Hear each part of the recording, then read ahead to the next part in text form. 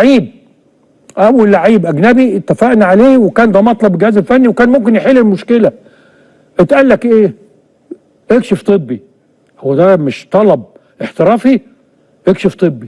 لما تكشف مره واثنين وتتحرى الدقه في الثالثه، ويتقال لك عنده اصابات ما احناش عارفين تؤثر عليه ولا لا في مستقبله، وهتدفع فيه مبالغ كبيره بالدولار في توقيت حاسم.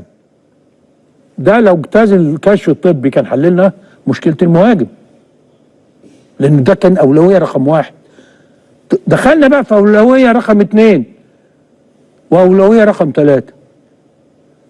موليكا اللي فضلنا 20 يوم مطولين بالنا مع النادي بتاعه التركي، اللي يقول لك هجيب ابو بكر ولا مش هجيبه؟ طب بعد ما اجيبه استنى ما اشوف هيوفق معايا. لما كاد ان يفلت منا الوقت، في نفس الوقت انت شغال على لعيب برازيلي، يوم في ناس بتخش تلعب لك بعد ما وصلت لكل اتفاقاتك مع اللاعب ومع النادي، فجأة اللاعب بيغير طلباته، وفجأة الوكيل بتاعه يطلب طلبات غير منطقية وغير مقبولة.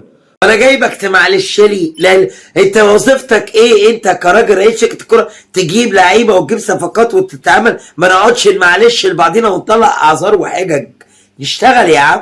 الزمالك شيكابالا الحمد لله والشكر لله، هذه المره بقى بقولها لك بشكل رسمي، لا اورام ولا يحزنون من فضل الله. هذا الكلام من المسؤول الطبي الاول في نادي الزمالك، وانه كمان بدا يتعافى من الازمه الصحيه اللي كان عانى منها الفتره اللي فاتت، وعملوا اعلنوا نتيجه المسحه، الحمد لله المسحه سلبيه، عنده بعضا من الالتهابات. طبيب الزمالك دكتور محمد اسامه بيتابع بشكل يومي، قال له ما تتمرنش لحد ما يكتمل شفائك بنسبه 100%، وبينتظر الدكتور اسامه الرجوع من الجزائر عشان يتابع حاله شيكابالا بنفسه ويشوف القصه شكلها عامله ازاي. الف سلامه عليك يا شيكابالا، وترجع بألف مليون سلامه للملاعب باذن الله.